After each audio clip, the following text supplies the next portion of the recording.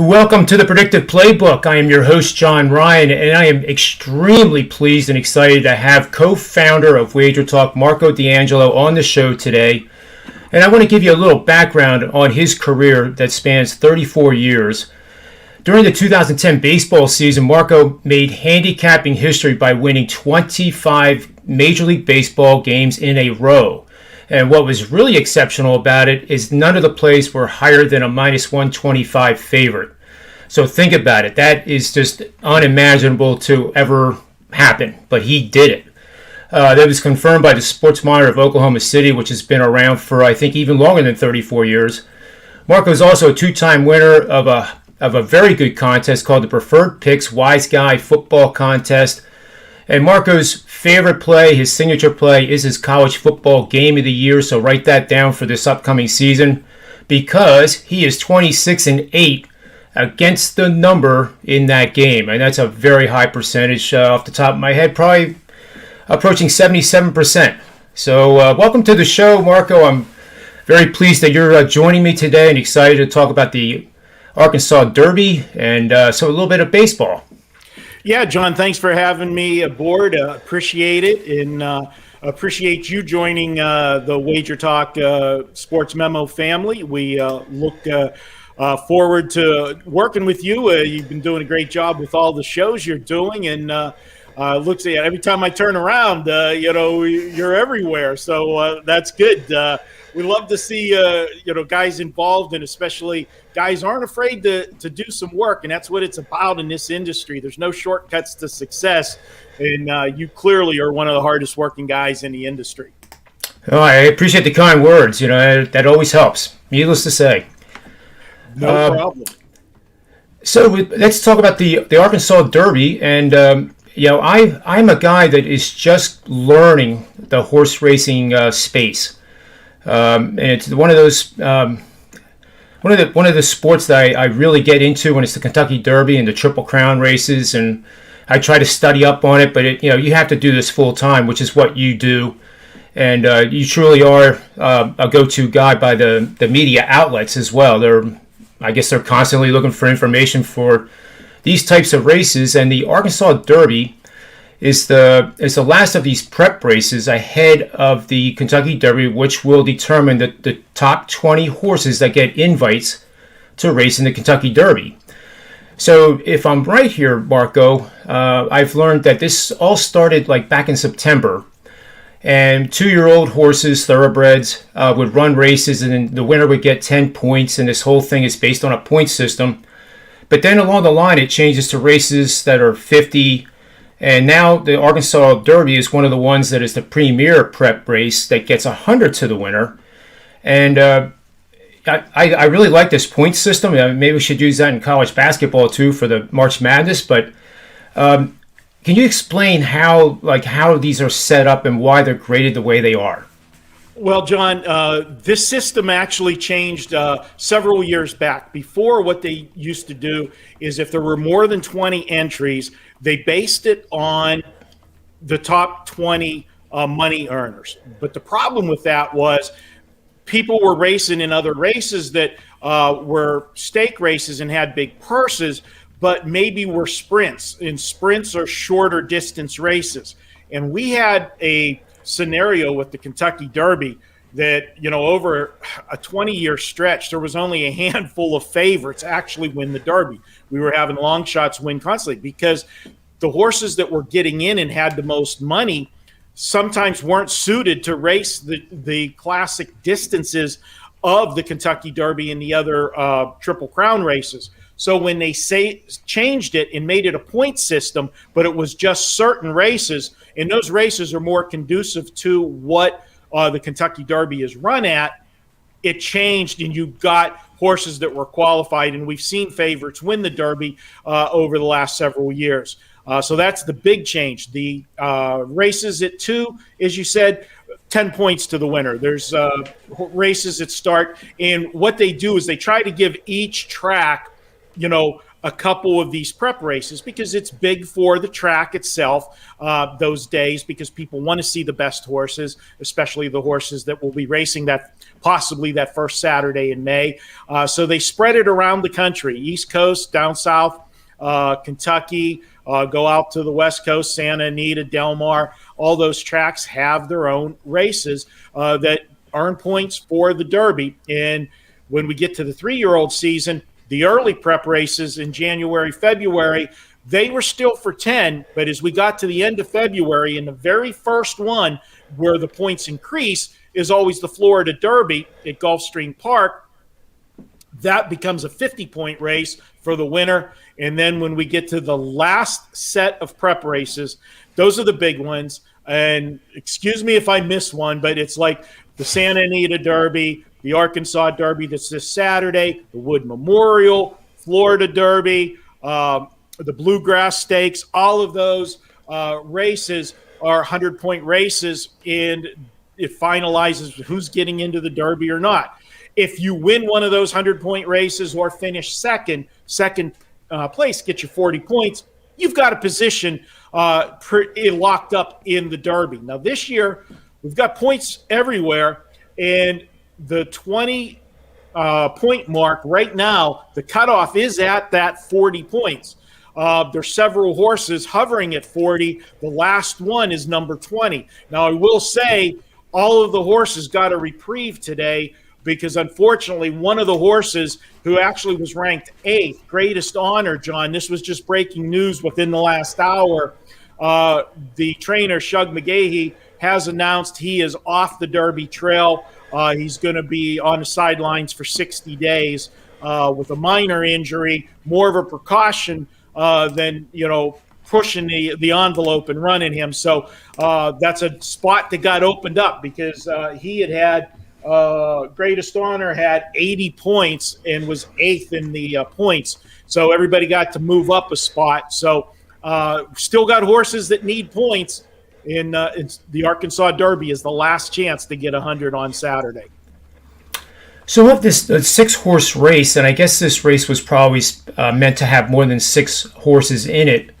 How many of these horses have seen each other? Like I think in matchup analysis in NBA and baseball, and if a horse recognizes that they ran against them, I mean, do they actually know that they did, and does it matter? As far as that, I don't think the horses actually we always make the joke because if you drop a horse in class, as you know, and I should say that, not only do I bet horses and follow horses, I am horse racing. I've owned horses, John, since 1986. So I'm knee deep in horse racing, know the sport, from both sides of the counter. And it's a spot where, I know if I have a horse that's struggling and needs what we call class relief, needs a drop in class, maybe if it's, a claiming race, whatever, you drop the horse down so he can race against a little bit lesser foes and build the horse's confidence. And the joke is when you do that and the horse wins, they said, well, how's that going to, help the horse's confidence? I said, well, a horse can't read a program. He doesn't know that he was down in class, okay? But he just knows he beat a field of horses and he got his confidence. So as far as these horses go, no, they don't recognize each other. But the benefit from horses that have been racing against one another, and one of the big handicapping tools that I use, I mean, I'm old school. We read the daily racing form. That's the Bible. That's our stat sheet. But over the years, thanks to the internet, YouTube, and everything else, we now are able to watch all these races over again and watch replays of them. And yourself, just like in sports, you can read a box score, and the box score doesn't tell you the whole story, because if some of that was done in garbage time, but a team threw for 200 yards in the fourth quarter when they were down 3 touchdowns and they made the stats look even. No, it wasn't even. The other team was in prevent defense. So by watching a race live or going back and watching it on a replay, you learn so much more about the race and the horse. In this particular race, John, 5 of the 6 horses raced against each other in the last one, which was a prep race, which was the Rebel Stakes at Oaklawn Park. And as I said, each track usually gets two prep races for the Derby. The Rebel was the warm-up, and then this is the big one, the Arkansas Derby. Now, the Arkansas Derby historically, it's never this small of a field, but they generally don't get really big fields because this gives you the least amount of time before the Kentucky Derby. The sweet spot was last Saturday, and we had three prep races, three big ones on the same day. But that gives you a full month before the Kentucky Derby, which is what most people like on the thoroughbred end in between races. This one's only going to give you 3 weeks in between.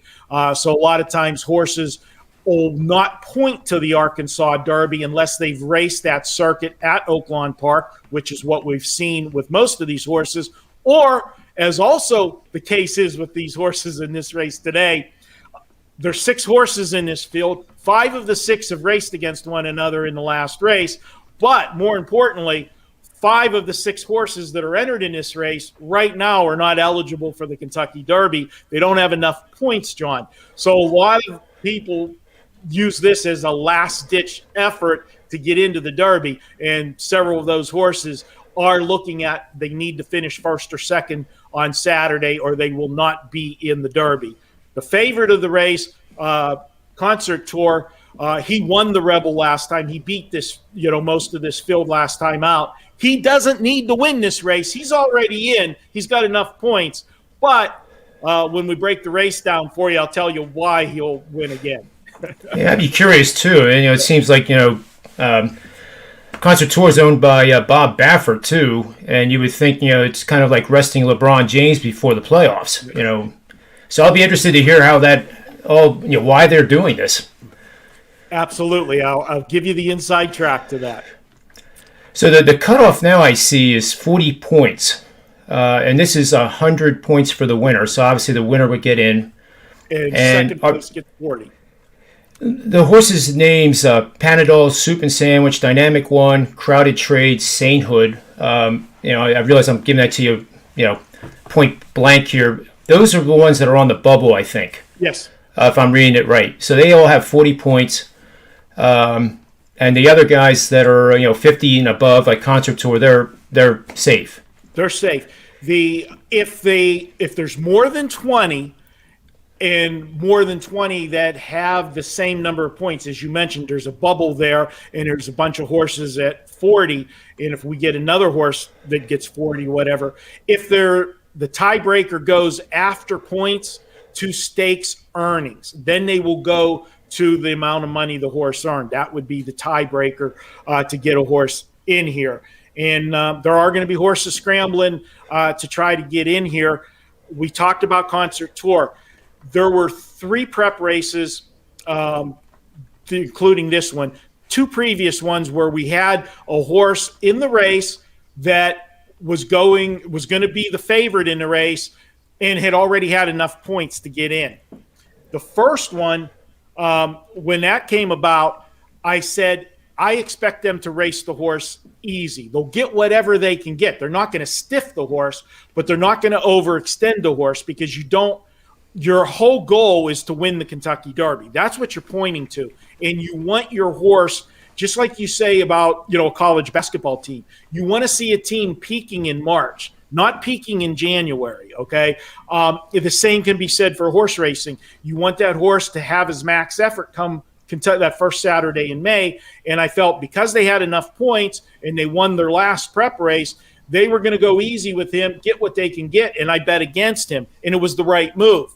But then last week, we had a horse in the same situation, and I took that horse, and that horse was Essential Quality.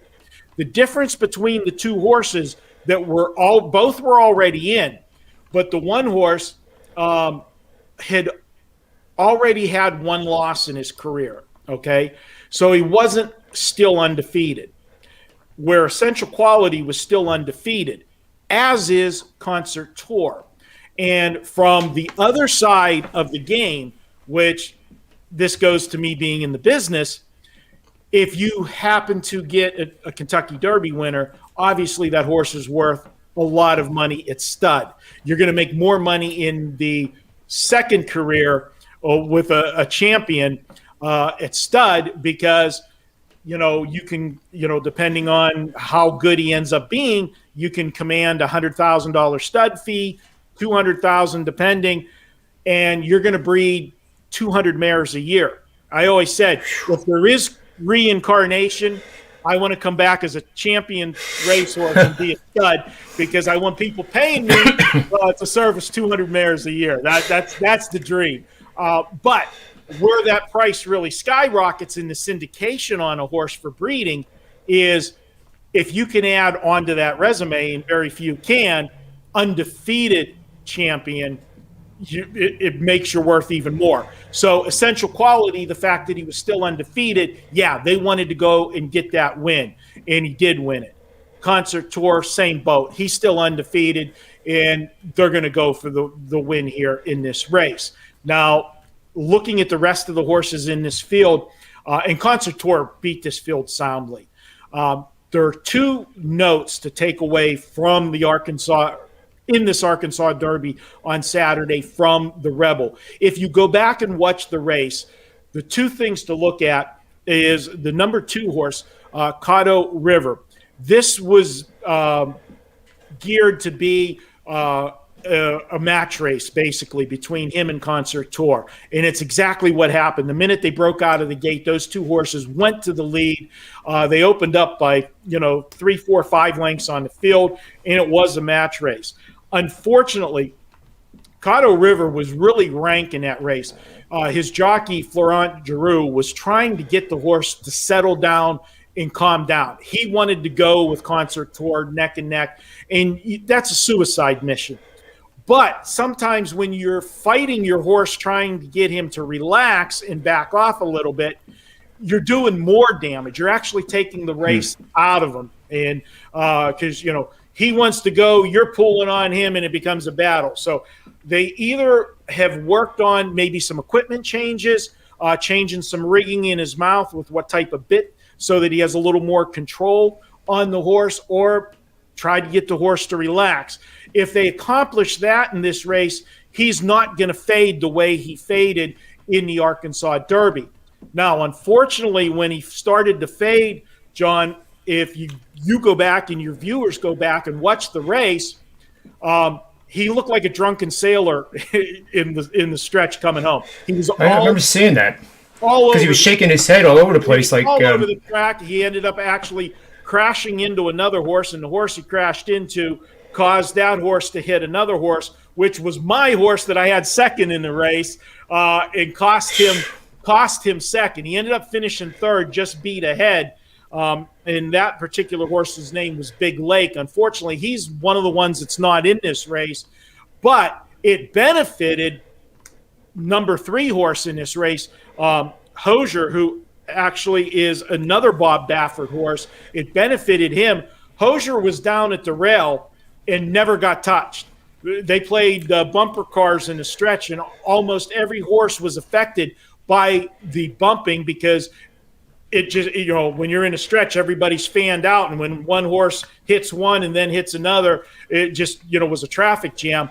Hosier was on the inside, had no traffic problem, come right up the rail, and basically stole second place. Now, if you just look at the racing form, it's going to look like, wow, okay, let's just take Concert Tour and Hosier, cold punch exacta.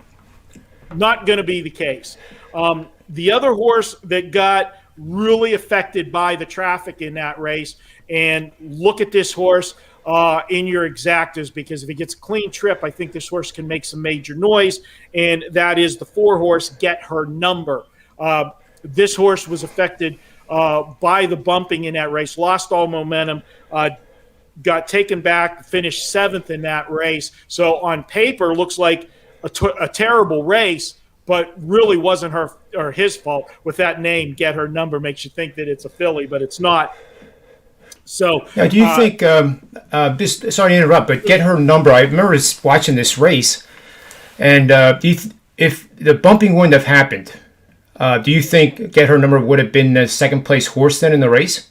I think she would have been, or he would have been the third place horse in the race. That the horse that I did have second, I'm a little bit biased, granted, but was clearly going to be second in that race without the bumping. But I do think Get Her Number would have been third in that race, and since the horse that was really going to be second in that race is not in here, I think Get Her Number has a big shot. Don't rule out Caddo River, though, because this, as I said, if they get this horse to relax and then set off just set off of Concert Tour and not, fight Giroux during the race, I think that horse holds on for second. So if you ask me right now how this race looks, you'd be looking at the 5, you'd be looking at the 2, and you'd be looking at the 4, Get Her Number. That would be my top 3 selections in the Arkansas Derby for Saturday.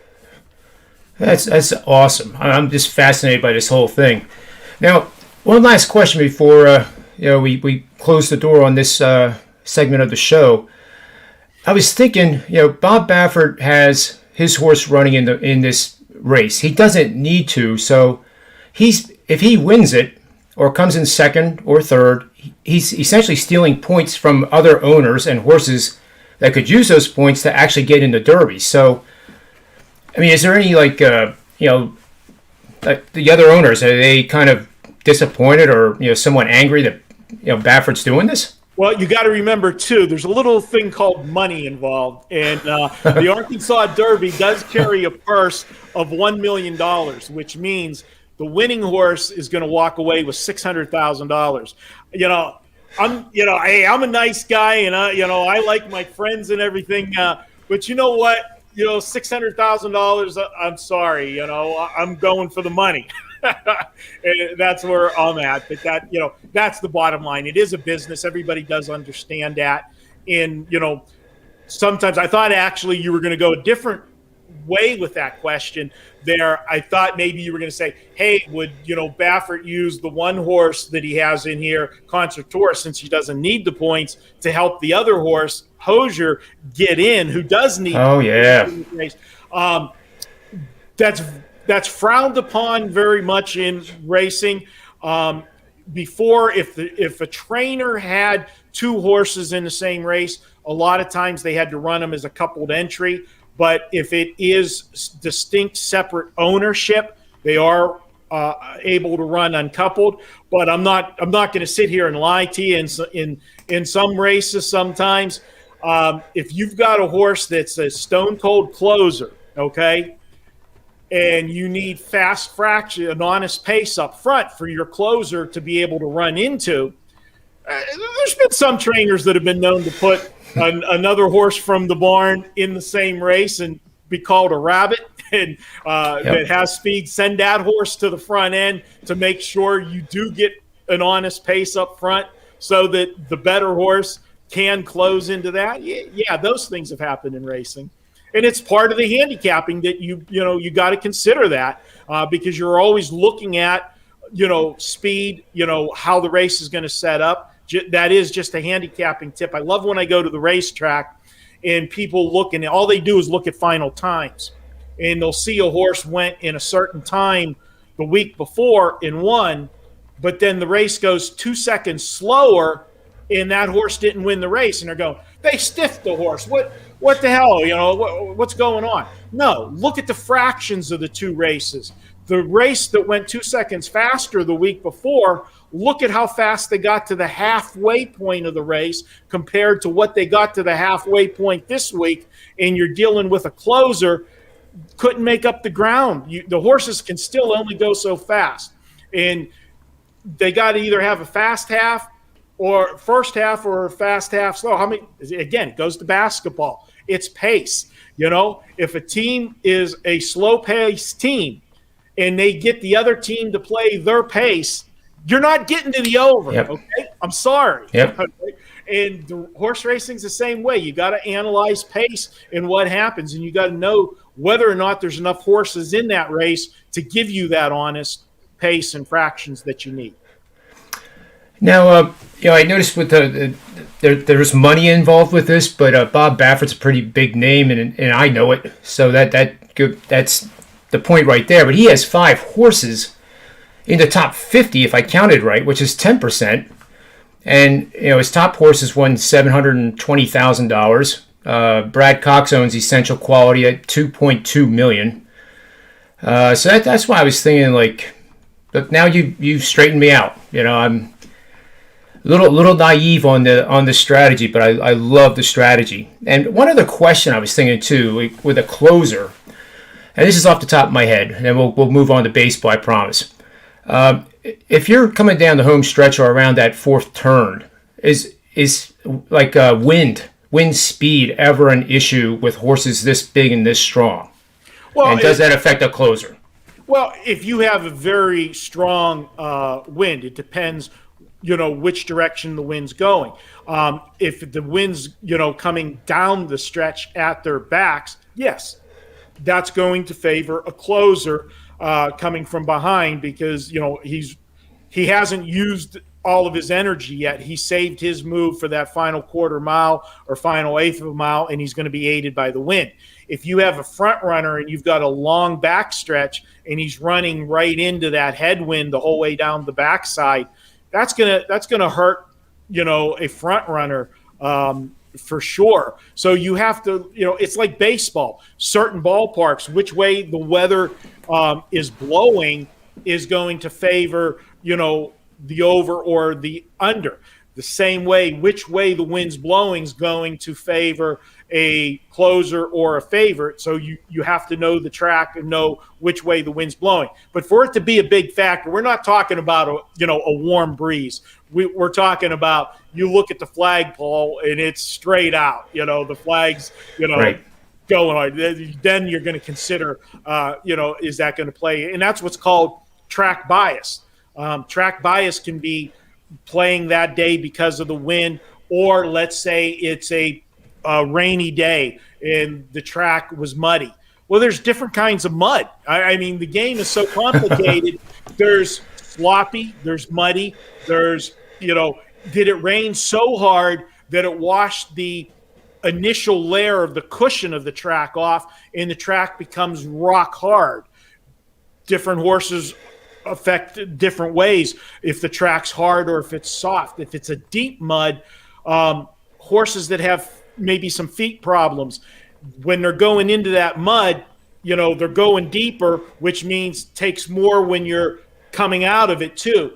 And so that affects different horses different ways. There's so many different things that happen when the track, even if it's a perfect track, the track's, it's a sunny day, it's 80 degrees, perfect conditions. If they water the track, because they try to water the track in between races to keep the dust level down and so forth, sometimes they water maybe a little bit too much, or on one of the inside pass and down by the rail wasn't good that day. You wanted to be outside. Those are all different things that, again, you do your handicapping for the race, but a lot of times when you're watching the card that day, and if you start to see a bias where the front end's no good, race after race, the horse that was on the front end's not holding, you start looking, you might change your handicapping a little bit and give a little more consideration to the closers on that. And, the same way in football.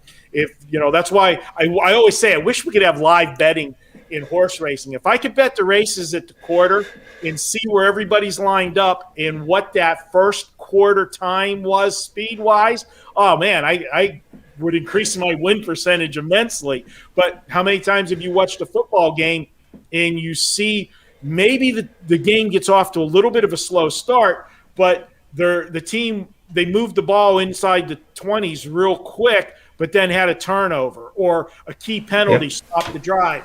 But the analytics of things just look at, here's the total, here's what the line was, here's how much time's left in the game, and they create an algorithm that spits out a number, and it lowers that number. But these teams are moving the football. There's a fluke because there's not points on the board, and you jump in and live bet the over.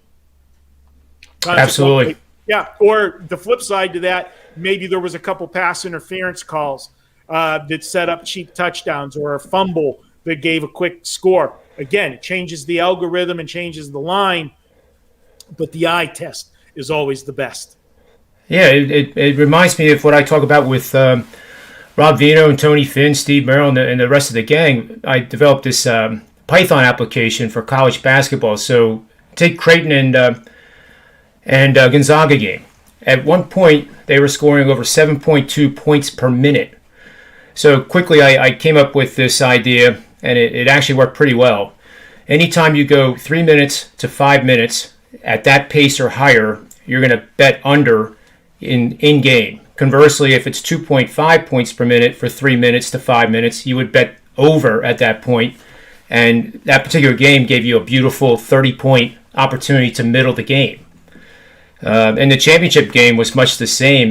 I got 172, no problem, but it never slowed down enough to get down to the 148 level, which was the recommendation I had made on that at that time on the show. So This is very similar, very similar. It's extremely fascinating. Now I'm addicted. So I'll know a lot more of this Kentucky Derby than ever before. That's for sure. Absolutely, appreciate it. So you want to talk a little baseball here? Yeah, I got a few games that we could talk about today. Sure. Share with the viewers some nuggets and little background on me, John. I understand we do things pretty similar. I'm a guy that I always tell everybody that you can't throw out stats. Obviously, you look at the numbers because you want to know the team can do what you want it to do, and that's why you look at numbers. But the knock on numbers that I always tell people is that numbers, they're averages of stats are averages of the team for the season, but teams don't play at the same level every single game, whether it's because it's a different opponent, they're coming off a big game before, revenge spot, whatever. There's different things that make situations arise that make those averages fluctuate. I always say statistics, they don't breathe, okay? They don't bleed. They're just raw numbers. And unfortunately, if these were machines, everything would be the same, but they're not. They're people. They're athletes, but they're still people at the end of the day, and they don't bring their A game every single game. And looking at certain situations help you find spots where teams perform better for some reason or worse, and you can find that's how you find live dogs or find value with favorites that because they're being graded on an average. This isn't an average situation. It's above average situation, and it's worth laying the price you're laying, whether it be a point spread or being a money line feature. So, I look at that, and there's a few baseball games today that I can pop out some really nice angles for you. Sure. One of the games today, you got Milwaukee and Chicago. This is a division rivalry, obviously. Give you one for both the side and the total. You got Kyle Hendricks on the mound for the Cubs. And Hendricks has had his moments when he's been absolutely unbeatable. And other times, Hendricks is a guy that looks very average. But when he's pitching at home in his career, and he's been a favorite of 150 or less, just blindly, John, 18-4, his team. Now, when I quote numbers like this, it's going to be the team record. Even though I say a pitcher, it's what the team did in his start. 18-4 is a big number for that. And on the flip side, you've got Milwaukee facing a right-hander. Milwaukee's been a team that has struggled against right-handers. This is not a team that scores a lot of runs to begin with, but they've struggled more against righties. In the last 2 seasons, that would be last year and the start of this year, so 1+ seasons, they're 16-5 to the under when playing on the road against a right-hander. So a couple angles there in that game. If you want to look at the Cubs and under. Moving over to the Mets in Philadelphia today, Aaron Nola goes for Philadelphia, and he's been you're a Philadelphia guy, so Aaron Nola's been the big gun for Philadelphia for so long. But there's one sweet spot that he doesn't do well in. When he starts a game and the total is between 7 and 8.5, over the last 2+ seasons, the Phillies are just 8 and 19. Now I can tell you with that one, and you know this one all too well, a lot of those losses were not Aaron Nola's fault. He's left the game, quite true, after a strong 6 innings or something, and then that bullpen that basically, I swear, sometimes would come in and bring a can of gasoline and just pour it on the fire and make it worse. That's been the problem there. But again, it is an angle that you can't ignore, and because Nola's been a big name pitcher, he's been favored in a lot of those games, and so that number becomes even better because you're getting a dog in that scenario. There's one here today for a total in the St. Louis-Miami game. Miami in home games. Now, they have struggled so far this year to score runs. I think 3 of their 5 games they've scored 3 runs or less. And when they're playing at home, after scoring 3 runs or less in 2 straight games, last 2+ seasons, if you blindly took the over in the next game, how about 21 and 8, John, with Miami? That's awesome. And you automatically think of Miami games. The mindset is, oh, Miami, we're looking at the unders. Well, they're not always the unders. There are some sweet spots there. And the last one I'll give you for today, and this one's going to kind of surprise you a little bit, but we're going to talk about Arizona and Colorado. And I've got an angle for you on both the game and the total. Madison Bumgarner's going for Arizona. Now, we know Mad Bomb from his days with the San Francisco Giants, okay? That was eons ago, okay? This is not the same Madison Bumgarner 2021 edition. His first start of the season, not good at all. He got rocked. And he's pitching today, underdog. And when he's been an underdog the last 2+ seasons of 150 or less, which is where he's at today, his games blindly betting the over, you're 16-5 to the over. And I would expect this Colorado lineup to get some runs here today. Now, the guy going for Colorado, Senzatella, he wasn't sharp in his debut either. So that also bodes well to the over, get these 2 teams scoring some runs. But I do like the Colorado side. Here's a little angle for you. Because we do have a high total, which you're always going to see pretty much in Colorado, you're going to see those double-digit totals. When he is pitched at home and the total's been 11 or higher the last 2+ seasons, the Colorado Rockies, John, are 12-4. Love it. So we're getting value with Colorado because I think the line should be more with Colorado, but because of that name, Baumgartner, Vegas is slow to adapt to the big name guys as they're starting a little bit on that curve down, and so I think there's tremendous value with Colorado and the over in that particular ball game tonight.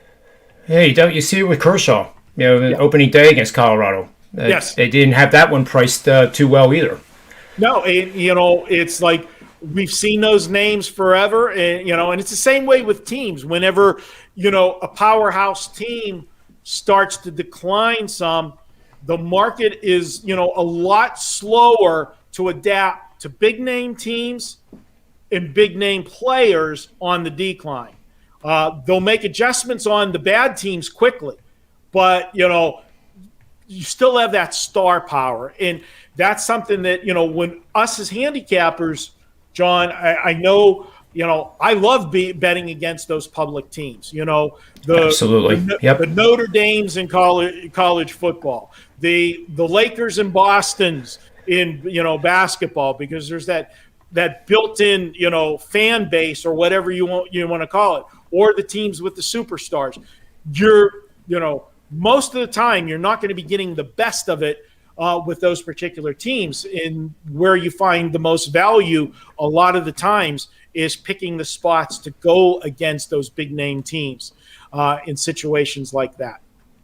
Yeah, I agree completely. I think in the NBA too, you can take a team like the Lakers right now, AD and LeBron out, and there's been several times that they've actually come through. They recently destroyed Toronto, which was one of my betting systems for the WagerTalk NBA show that I highly recommend. It's fantastic. It's a lot of humor.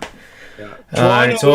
Toronto's has been a train wreck. It's terrible. More times than not this year. You talk about a team that absolutely major disappointment.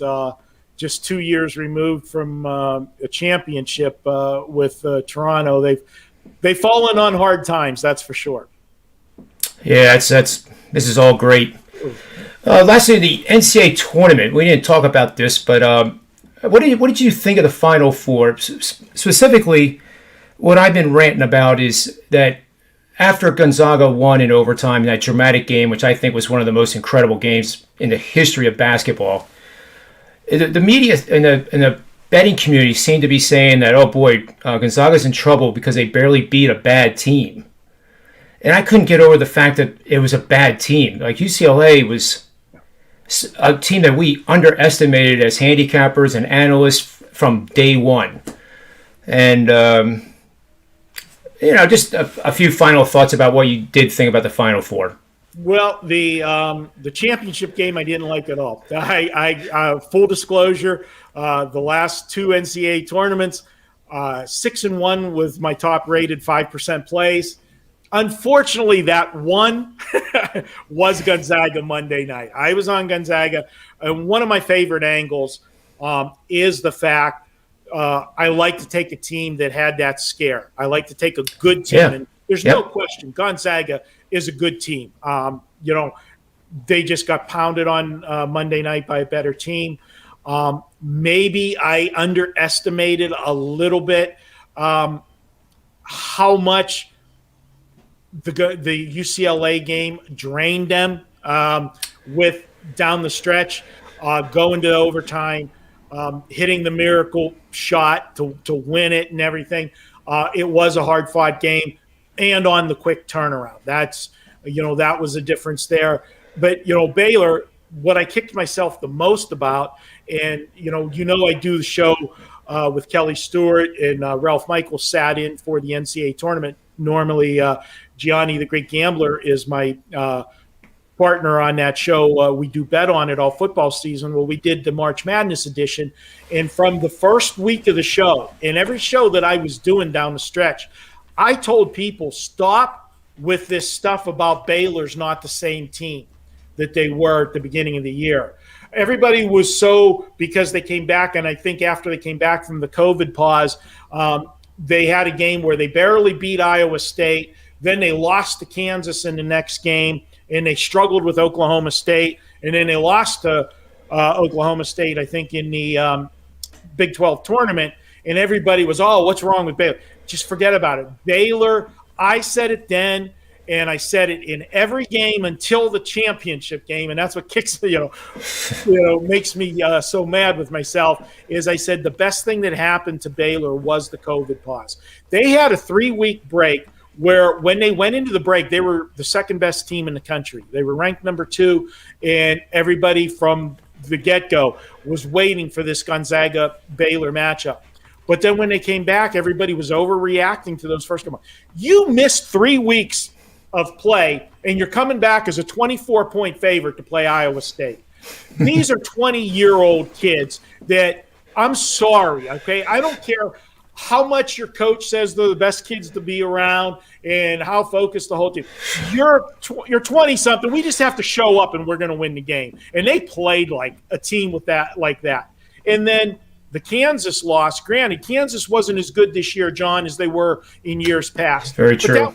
That was Kansas' Super Bowl, that home game against Baylor, getting them the second game back. If they would have played 5 more times, Baylor would have beat them, guarantee you, 4 out of the 5, if not all 5 times.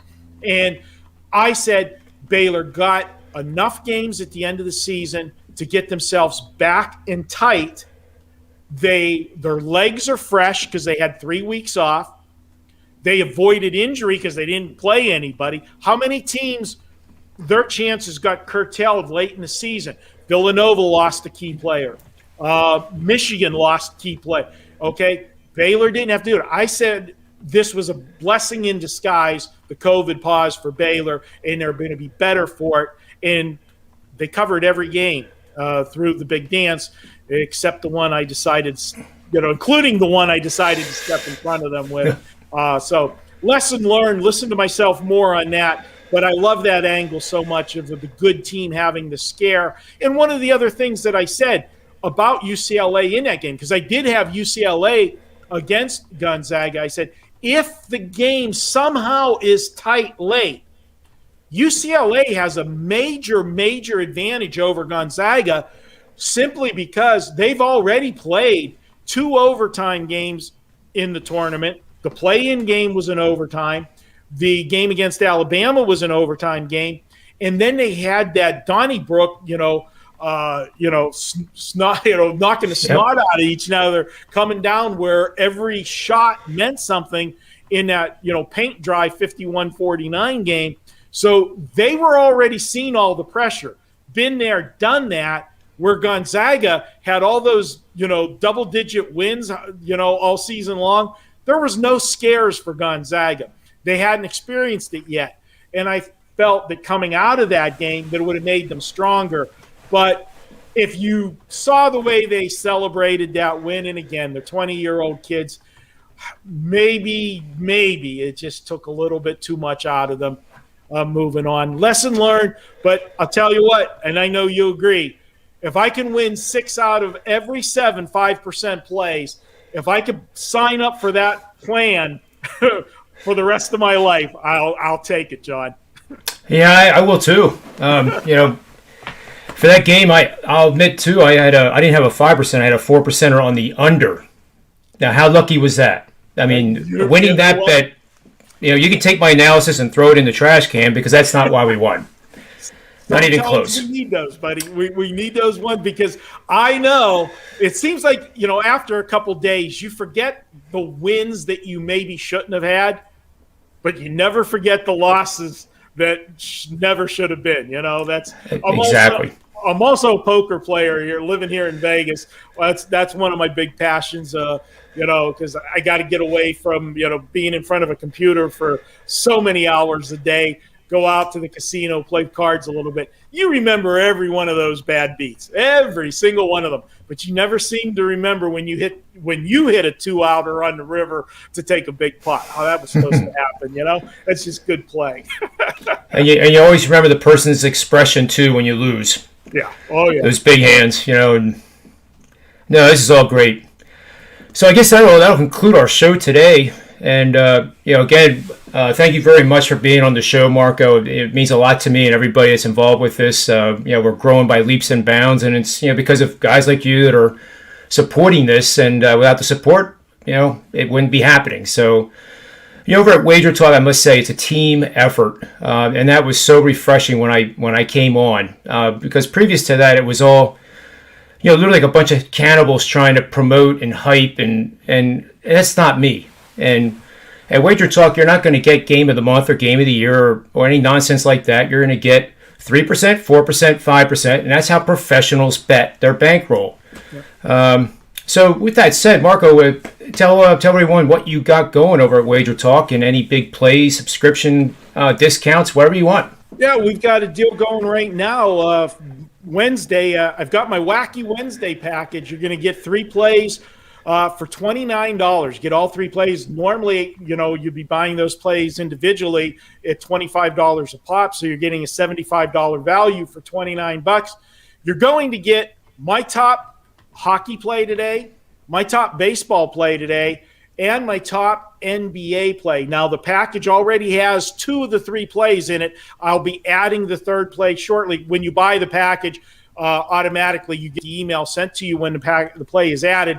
The only play that's not in there yet is the NBA play. is wait a little bit longer because the NBA anymore, as you know, John, the biggest frustration is these lineups in the NBA in case somebody's resting and so forth. So we want to get all our ducks in a row there, but you'll get the top hockey, top baseball, top NBA play. And I can tell you the NBA is on a 13-3 run, and the hockey, I don't release a lot of hockey plays. It's not a sport that, I'll be honest with you, and I'm ashamed to say it, you're a Philadelphia guy, so you wouldn't know anything about winning championships in hockey. I'm from Pittsburgh. I was blessed with the Pittsburgh Penguins growing up and all of those great teams and great players that I had. I wasn't a hockey fan, but since I moved to Vegas, and Vegas now has a hockey team, my wife, who likes no sports at all, has absolutely fallen in love with the Golden Knights, and we actually have season tickets to the Golden Knights. So I have become a hockey fan because of my wife, and I do release spot plays on hockey where I get good situational stuff. We've only made 18 hockey wagers this year. We're 13-5 with them. So it's a situation there tonight. It's Wacky Wednesday. Get all three of them. Yeah, for $29, people, you got to go and do it. I mean, that's all I can tell you. I can't make you go do it, but I highly recommend that you do. You know, the track record's there, 34 years. You know, and that's how you. I got to actually update my page there. We're 1980 is where I started, so I'm actually up to 41. I got to update my bio. With the 34, it's actually 40. I'm ready to get the gold watch. There it is. Yep. Yeah, you deserve it. You deserve about 10 of them. But anyway, thanks again for being on the show. And, till the next time, I can't wait till we talk horses again. I promise I will be even more knowledgeable of the horsing because I am fascinated by it. And my wife will tell you that when I'm fascinated by something, it's not half... it's not done half fast. Put it at that speed. Well, I'll be back Derby week for sure to talk some with you, John. So looking forward to it, and we'll pop in and out here a few times with the show as well, and maybe somewhere down the line I'll crash the Tony Finn, Rob Vino, Merrill show. Anytime you want. Okay. That would be great. So for the Predictive Playbook, I'm John Ryan, and may all the wins be yours.